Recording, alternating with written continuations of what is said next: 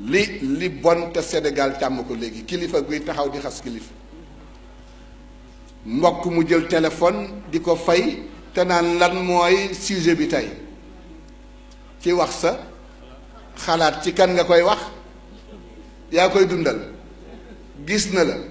xam na la yorloo ko nga jël sa kàddu dal ci kawam ba sa xol sedd moo tax gis nga boo gisee ñu am problème kenn ku nekk boo jullee sa compte sa julli dañ koy wiire ci compte ka ngay jëw wallahi bari na ñuy julli yàlla di wiire compte yooyu yépp lii ma leen di wax hadis bi mooy atadruna manil muflis qaalu al muflisu fii na man mu ne déedéet muflis dëgg-dëgg mooy ku indi julli gu yàlla nangu aj gu yàlla nangu asaka ju yàlla nangu koor gu yàlla nangu waaye lamiñ bii du ko téye mukk ci deru gor yi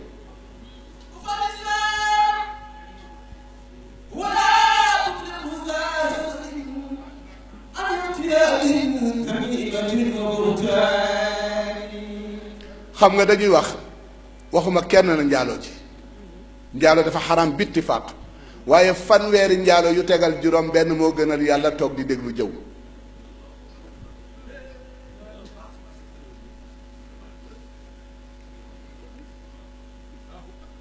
seen maam Seydi Hadj Malick woy na ko c'est que dama dul daw di sukkandiku ci moom toujours rek waaye fanweeri njaaloo yu tegal juróom benn wala lu ko ëpp moo gënal yàlla nga toog di déglu jëw waxuma nga toog di jëw de waaye nga toog di déglu jëw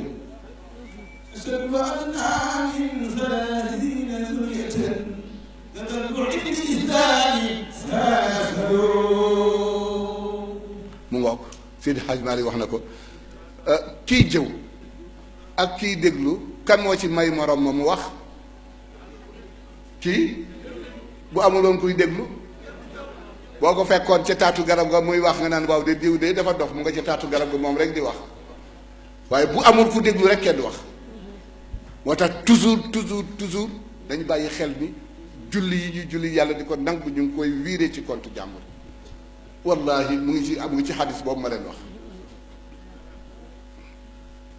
te kuy jëw nit ku nekk ëllëg yàlla dana def benn jëmm daggate ko taal ko jox la ne la lekkal nga gis ayuhibbu ahadukum an yakula laxma axihi mayitan fa karihtumuhu diine liggéey la